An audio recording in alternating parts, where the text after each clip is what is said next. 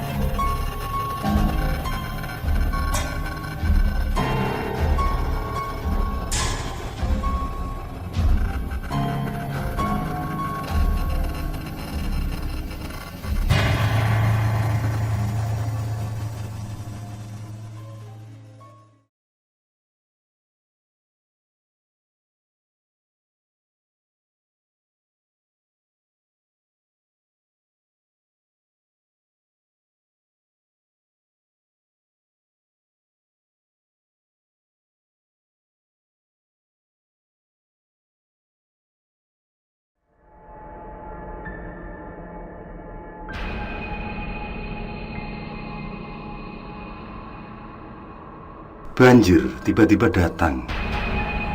Jam dinding menunjukkan hampir pukul 3 dini hari. Ria yang terjaga gelagapan saat mendengar suara kentongan sangat nyaring. Tanda peringatan bagi warga yang rumahnya tidak ditingkat untuk mengungsi. Dia masih kebingungan sambil melihat dua anaknya yang tidur pulas. Bendungan Katulampa, Bogor, sudah naik semakin tinggi. Radio juga sudah mengumumkan sejak usai maghrib tadi supaya warga waspada. Terutama warga yang tinggal di wilayah bantaran kali, Jakarta dan Tangerang, baik kota Tangerang Selatan maupun kota Tangerang Provinsi Banten. Akan ada banjir kiriman yang besar yang tentu akan membuat ibu kota tenggelam. Itulah peringatan berulang dari radio maupun televisi. Sementara hujan lebat terus mengguyur. Hingga pukul 2:30 tadi, air menggenang di halaman rumah Ria.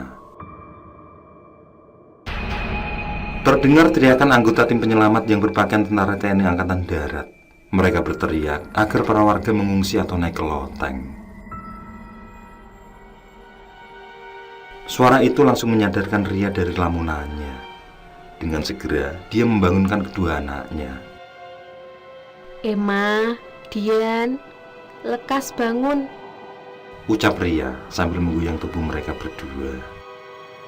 Bangun nak. Walau mereka masih mengantuk, tapi berusaha sekuat tenaga agar tidak tertidur kembali. Setelah itu Ria mengajak mereka naik ke loteng. Tampak kedua anaknya meringkuk kedinginan. Ria mengajak mereka agar tetap bersama, karena khawatir kalau air sampai naik ke loteng dan menenggelamkan rumah, maka selesailah semua. Tentu mereka akan mati terseret arus masuk Sungai Angke. Sungai yang berjarak sekitar 15 meter dari rumahnya.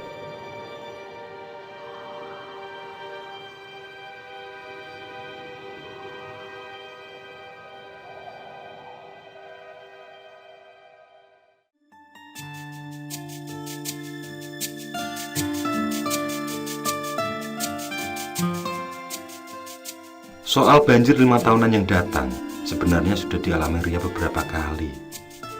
Dia tinggal di komplek Ciledug Nyaman 1 yang dibeli sejak tahun 1987 lalu. Saat itu, dia yang masih pengantin baru memutuskan membeli rumah di sana. Suaminya, Farid, merupakan salah satu karyawan di sebuah perkantoran. Sedangkan Ria sendiri masih aktif sebagai karyawan sebuah koperasi. Karena mereka yang sama-sama bekerja, maka diputuskan untuk menunda dulu mempunyai momongan, sehingga melakukan KB mandiri, mencegah kehamilan dini. Dan Tuhan merestui rencana mereka. Sampai usia perkawinan menginjak di tahun ke-11, barulah mereka mempunyai keturunan. Tepatnya saat penghasilan Farid mulai membaik. Dan lahirlah dua anak perempuan di komplek perumahan tersebut. Yang pertama adalah Emma Nurjayanti, sekarang sudah bersekolah di kelas 2 SMP. Dan yang bungsu adalah Dian Pratiwi yang duduk di bangku kelas 6 SD. Ketika Dian baru berumur 7 tahun, Ria harus mengikhlaskan suaminya pergi untuk selamanya. Farid terkena serangan jantung saat perjalanan keluar kota. Kematian suaminya benar-benar memukul kehidupan Ria. Dia harus berjuang keras menjadi ayah sekaligus ibu bagi kedua anaknya. Sabar ya, tetaplah bertawakal. Yakinlah bahwa Tuhan akan selalu menjaga kamu juga anak-anakmu. Kata Ulfa, kakak ipar yang merupakan kakak tertua dari Farid itu memberi semangat. Memang selama ini kakak iparnya itu merupakan yang paling dekat dengan keluarganya.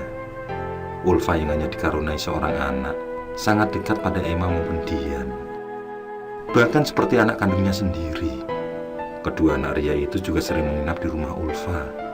Dan belakangan ini, kakak iparnya itu juga membantu biaya pendidikan mereka.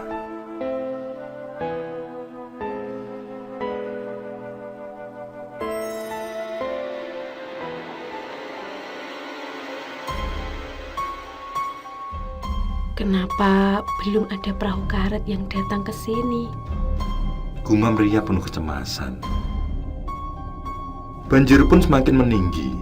Karena rumah mereka berada di tanah yang rendah, sementara bendungan Kali Angke sudah terendam air, maka atap rumah milik Ria terancam akan terendam. Rasa takut penuh khawatir ada di hati mereka. Bencana banjir ini seakan sudah siap menyeret mereka. Bayangan kematian seolah sangat dekat. Sementara itu warga komplek yang mempunyai rumah tingkat sudah pada berkumpul di lantai atas. Banyak warga yang ditampung demi kemanusiaan. Tapi Ria dan anak-anaknya bernasib malang. Tetangga sebelah mereka yang mempunyai rumah bertingkat adalah seorang yang sangat pelit, kikir, dan tidak peduli dengan penderitaan orang lain. Termasuk penderitaan yang sedang dialami Ria sebagai tetangganya. Semua jendela dan pintu tertutup rapat. Dia melarang semua orang yang datang untuk menyelamatkan diri. Di rumah serba mewah tersebut hanya dipenuhi satu keluarga saja. Tidak ada satupun orang lain yang ikut menumpang. Mereka mengurung diri di lantai atas dengan puluhan lampu cas. Sebab lampu PLN sudah dimatikan saat gardu listrik ikut terendam banjir. Sementara Ria hanya mampu menyalakan 2 lampu cas kecil saja. Karena hanya 2 lampu itu yang dia punya.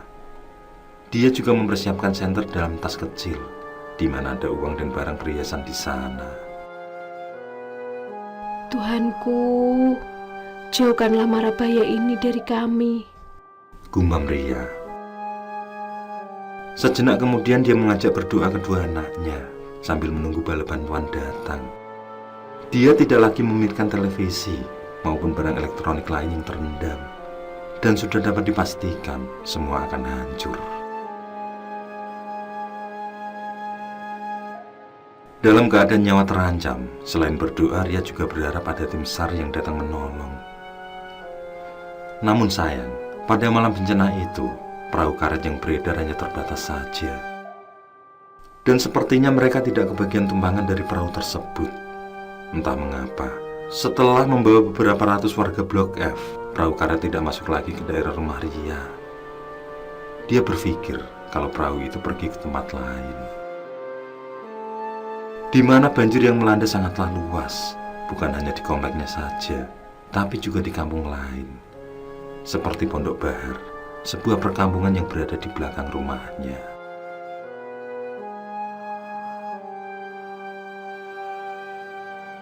Mereka tampak gelisah seperti kucing kedinginan.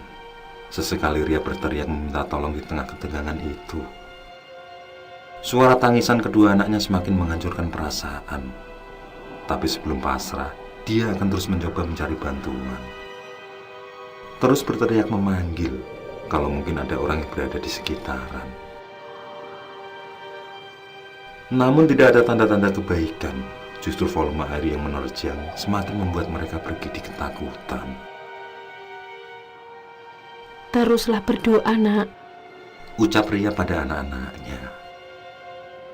Dia mengharap jamahan tangan Tuhan sebagai penyelamat dari bencana banjir yang maha dahsyat itu.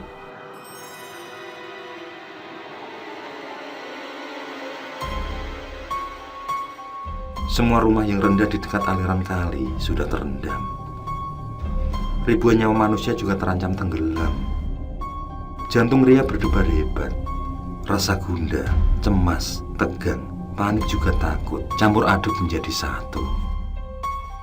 Penderitaan dini hari itu benar-benar sempurna. Isak tangis kedua anaknya semakin membuat Ria tersudut.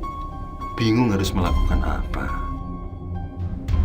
Dalam kebingungan itu, tiba-tiba datang perahu karet bermesin mendekati rumahnya. Di dalam samar-samar lampu perahu karet tersebut, tampak seorang pria yang memanggil mereka. Meminta agar Ria dan anaknya segera turun, lalu bergegas menuju perahu tersebut.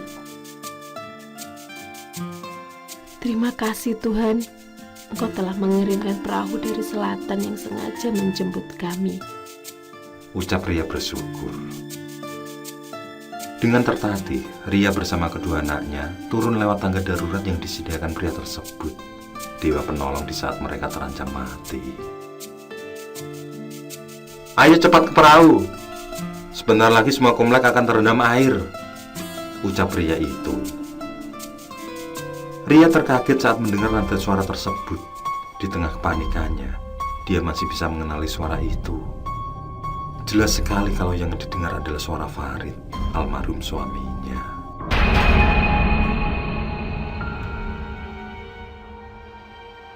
Mungkinkah hanya perasaanku saja?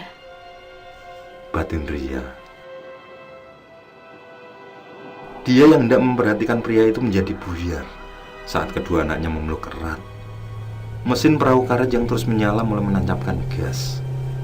Dan perahu karet mulai melaju menembus banjir. Ria memandang ke arah belakang dengan perasaan ngeri. Apa yang diucapkan lelaki itu benar adanya. Semua mulai tenggelam. Tidak lagi nampak pemukiman kecuali rumah bertingkat. Yang terlihat adalah lautan. Perahu terus melaju kencang, melawan arus-arus deras yang datang dari arah barat, yaitu dari arah Bogor melalui sungai Cisadane. Ditambah hujan setempat di wilayah Banten yang lebat, maka sempurnalah banjir yang datang. Dengan lincah, sopir perahu karet membawa keluarga Ria melintasi jalan raya Pedurenan. Lalu mereka dibawa ke jalan besar yang tidak digenangi banjir. Mereka dinaikkan ke Kampung Pinanggi. Setelah itu, Emma dan Dian digendong agar tidak tercebur ke dalam arus yang deras. Mereka diangkat ke tempat yang lebih tinggi. Kini giliran Ria yang akan digendongnya. Begitu tangan penyetir perahu itu bersiap menggendong Ria, wanita itu menolak. Tidak usah, Bang. Aku sangat mahir berenang. Aku akan turun sendiri dan menuju ke sana. Ria beralasan. Ayolah, berbahaya jika kamu melakukan sendiri. Biar saya gendong saja ke daratan, ucap pria tersebut membujuk. Kali ini, jantung Ria benar-benar bergetar hebat. Tidak asing lagi suara itu di telinganya. Suara Farid yang sudah lama meninggal dunia. Sejenak, dia memandangi sosok pria tersebut. Dia memicingkan mata untuk memperjelas pandangannya. Dan tidak salah lagi, pria itu adalah suaminya. Bang, Ucapan Ria terhenti saat lelaki itu berteriak padanya. Ayo cepat, waktu kita terbatas. Ria terhenyak. Dengan dipenuhi rasa penasaran, dia pun menyusul anak-anaknya. Begitu sampai di atas, dia yang teringat dengan senter yang ditaruh di dalam tas kecilnya, segera menyorot ke wajah lelaki tersebut. Ayah, Emma terkaget ketika melihat wajah itu. Tak kalah kaget dari anaknya, Ria berteriak histeris memanggil nama Farid. Dia terus menyorotkan senternya dengan bersimpuh sambil menangis. Sementara pria tersebut hanya tersenyum, yang diikuti melambaikan tangan pada Ria dan anak-anaknya. Sejenak kemudian perahu karet itu melaju. Cahaya senter Ria mengikuti hingga menghilang entah kemana.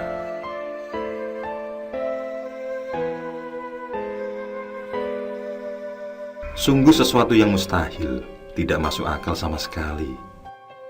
Orang yang sudah dikubur hampir 7 tahun lamanya mendadak muncul menolong keluarganya. Selama ini, Farid tidaklah mempunyai saudara kembar maupun saudara yang mirip dengan dia. Ria juga belum pernah menemui sosok yang menyerupai sang suami. Baginya, lelaki penolong itu memanglah suaminya. Jelas kalau anak sulungnya juga mengenal sosok itu. Ibu, apakah itu ayah? Tanya Emma. Ayah kamu sudah meninggal, nak. Mungkin ada orang yang mirip dengan ayahmu. Tutur Ria sambil menyeka air matanya. Padahal batinnya berkata lain. Dia tidak bisa memungkiri kalau laki itu adalah suaminya.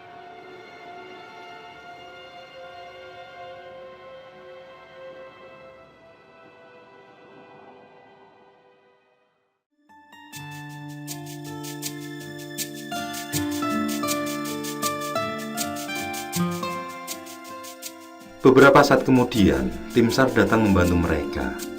Dibawa Ria dan kedua anaknya menuju kamp pengungsian, tepatnya di sebuah rumah kosong di Jalan Raya Hasyim Asy'ari. Rumah tersebut merupakan milik seorang pejabat kota. Dia sengaja membuka pintu kediamannya untuk menampung korban banjir. Setelah sholat subuh, Ria masih terjaga menunggui Emma dan Dian yang terlelap di atas tikar. Hatinya merasa teriris saat teringat suaminya yang dengan misterius menampakkan diri demi menyelamatkan anak dan istrinya. Jika tidak diselamatkan, sudah pasti Ria dan kedua anaknya akan terseret arus deras kali Angke, dan tidak ada kemungkinan mereka tetap hidup.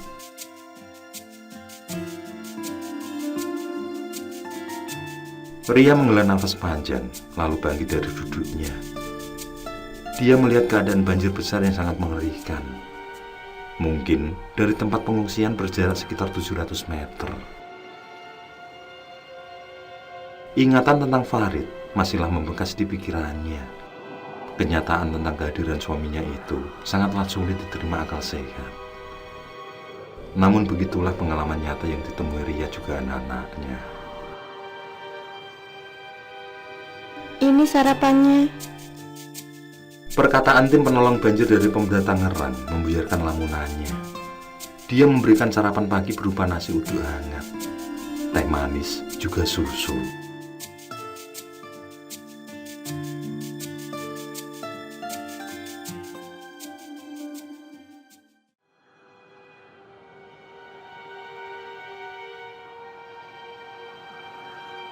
Selama 3 hari, Ria mencari informasi tentang tim penolong maupun tim relawan. Namun tidak ditemukan tanda-tanda tentang orang yang mirip suaminya. Tidak satupun dari anggota tim yang menemukan ciri-ciri sama persis dengan Farid. Bahkan Ria sempat meminta daftar keseluruhan anggota tim. Dan memang tidak ada orang yang dicarinya. Dia pun memastikan kalau sosok malam itu memanglah arwah suaminya yang datang menolong.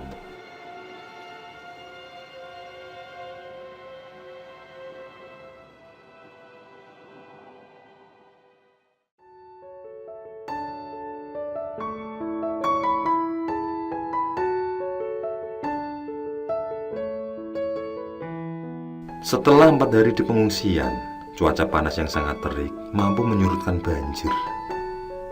Tim pengurus para korban memperbolehkan para pengungsi untuk pulang menengok rumah. Membersihkan sisa banjir juga lumpur yang pasti menumpuk di dalam rumah. Petugas tersebut tetap menyuruh para pengungsi agar tetap waspada selama pulang nanti. Setelah mengucap terima kasih, semua pengungsi berpamitan dan melangkah pulang. Termasuk Ria dan kedua anaknya. Terlihat mereka tertatih melewati jalanan komplek. Bukan main kotornya. Banyak sampah rumah tangga yang berkeliaran dan menyebar di sekitaran. Jalanan juga becek dengan lumpur dan ranting pepohonan, membuat mereka kesulitan dalam melangkah.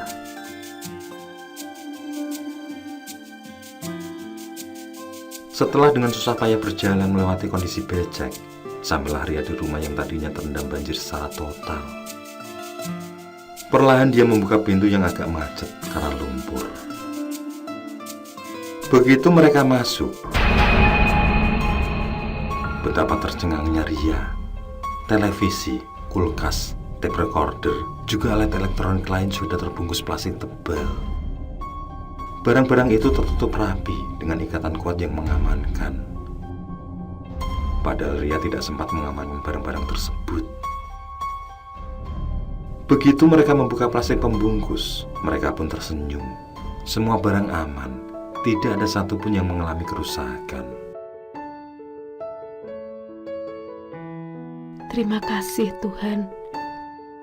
Kamu telah mengirimkan malaikat-Mu untuk menolong kami. Gumam Ria lirih.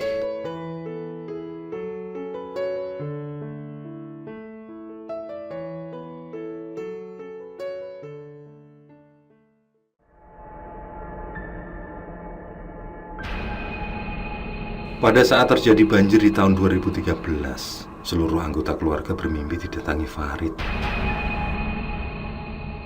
Arwah Farid menyuruh Ria juga anak-anaknya agar menyelamatkan semua perabotan rumah. Dalam mimpi itu Farid mengatakan kalau bakal terjadi banjir besar yang kembali melanda. Dan benar saja, pada tanggal 27 Januari 2013 terjadi banjir besar. Beruntung semua barang sudah mereka amankan. Yang disusul mengungsikan diri ke rumah saudara di Jakarta Pusat. Sejak saat itu, Ria secara rutin mengadakan acara tahlilan bersama. Mereka senantiasa mendoakan agar arwah Farid tenang di alamnya.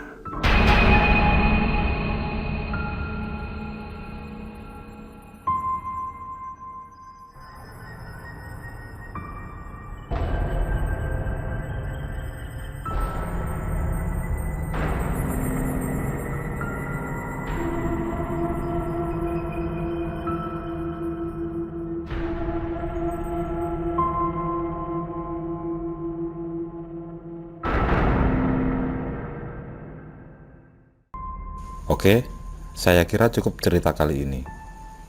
Untuk cerita-cerita lainnya, silahkan buka di bagian video dalam channel ini, di playlist cerita bergambar. Sekali lagi terima kasih ya. Jangan lupa like, komen, share juga boleh. Dan untuk yang belum subscribe, langsung klik tombol subscribe. Semangat berkarya. Akhirul kalam, wassalamualaikum warahmatullahi wabarakatuh.